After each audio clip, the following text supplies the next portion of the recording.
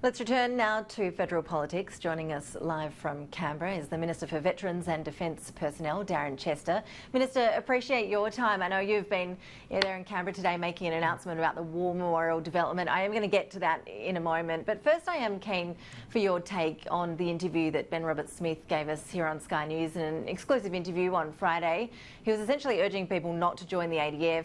He was blaming the top brass for being more interested, he says, in protecting their own careers and than watching out for rank and file soldiers. For our viewers who might have missed some of that, here's just a small part of it. The Australian Defence Force needs good young Australians. It's full of good young Australians as we speak. And I consider that my service and the service of my mates something that I am most proud of and always will be. But when you look at what is happening at the moment, it gives me cause to think, is it a good option for somebody to do that, knowing that at any point you could be injured, leave and not be supported in a way that is expected and that you should be supported because you have chosen to serve? Minister, why do you think Mr Roberts-Smith was motivated to make those allegations, and what is your response to them? Well, great to be with you, Ash, and I've got to say, first of all, that Ben obviously is Australia's most decorated soldier. He had a very distinguished career, and I value his input. I mean, he's got the lived experience of a soldier on the ground, but I do also say that he left the Army about 5 years ago now. There's been a lot of changes that have occurred within the Department of Veterans Affairs in that 5 years in terms of the support that's provided to our veterans on their transition from the Army, the Navy or the Air Force into civilian life. I also acknowledge there's more work to be done, and we've been working very diligently with the Department of Defence, with the Australian Defence Force, with the uniforms, but also with the bureaucrats to get the transition better.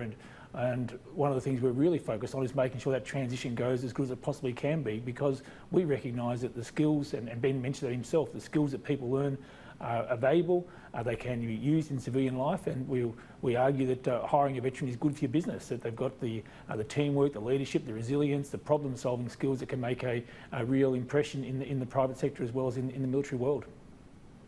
But Minister, as you know full well, for many returning veterans, that transition, as you describe it, is a total disaster. We know we've had hundreds of returning defence personnel committing suicide. Ben Roberts-Smith claimed in that interview that he believes our returning soldiers are being treated as poorly as Vietnam veterans were. He is obviously still very tapped into the defence community. How does that make you feel as Veterans Affairs Minister to think that that's how our veterans are feeling, that they're receiving such a low level of support, in the words of Ben Roberts-Smith? Well, about 90 to 95% of Ben's interview, and I watched the whole interview, obviously, I agree with completely. There were parts of it which I didn't agree with, and that's one of the parts I didn't agree with. I think he is not accurate to say that modern-day veterans are being treated poorly. I would hasten to say that we're at the same time as we're out there encouraging businesses to hire veterans, there are others in the community trying to describe all veterans as being somehow broken or busted or bad, and that's not the case. We need to make sure that our potential employers see the skills and the benefits in hiring a veteran. And if we have this narrative out there all the time that veterans are all severely injured or damaged in some way, it's going to be counterproductive in terms of that work. So what we do need to recognise is the vast majority of people who leave the Australian Defence Force are proud of that service, just as Ben's proud of his service. They have skills that are easily transferable to civilian life. And for those who are injured, whether it's physically injured or suffer mental ill health, we need to make sure that support measures are in place and available to them when and where they need it. And that, I think, is the real challenge for us, making sure that those who do need help get the help they need, but recognising for the majority the transition goes well and they go and have an important contribution to make in civilian life. The Prime Minister has said he's actively considering holding a Royal Commission into the mental health and wellbeing of returning personnel. What's your personal view on that front as Minister? Do you think a Royal Commission is necessary? Well, I understand the Prime Minister's view, and he's put that publicly, and the view that I've put publicly is that my focus right now is on continuing the transformation work which is underway within DVA.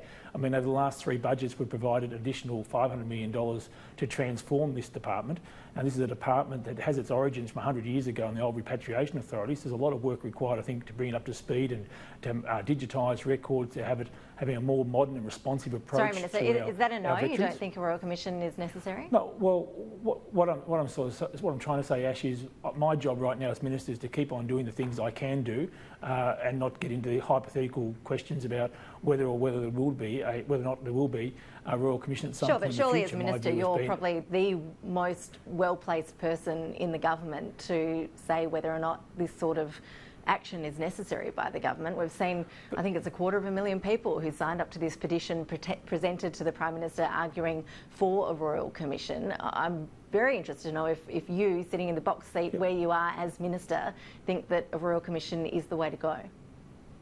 Well, I'm sorry, I didn't mean to sound like I was sitting on the fence, Ash. I'm on the public record as saying I don't think a Royal Commission is the right way to go, and my focus is on implementing all the changes that I'm being commissioned to do through the transformation program to see those improvements that I can make on a daily basis being delivered on the ground. But the Prime Minister has made it clear that all options are on the table, and that's the Prime Minister's right. So there's no great clash or contradiction there. It's just I've got to focus on the things I can do every day, because I recognise that there are veterans needing our help in the community. We support in the order of 300,000 veterans per year in Australia.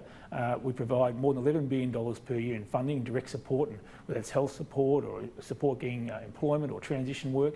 Or compensation payments. So we do have a world-class system in terms of providing support for our veterans, but I always say this, there's more to be done. It's not like it's a set and forget area of public policy. And I guess what I've found in this portfolio is all the easy things have been done. All the easy changes have been done. Everything we're doing now is more difficult and takes a longer time to perhaps get a result, but we need to keep working with the ex-service organisations, with the community, with the Australian Defence Force to make sure our veterans are properly respected and properly treated when they leave the Defence Force. Let's turn to your announcement with the Prime Minister today. You've been talking about the next stage of the Australian War Memorial development. I think we've got some pretty pictures to show our viewers of what the plans are. But as you well know, and the plans do look great, we'll show our viewers the graphics of what you're planning to do. But there are many critics of this plan, as you well know, including within the veteran community, some arguing that the money could be better spent on supporting veterans. Earlier this year, we saw a group of prominent Australians uniting to call for a stop to the planned expansion.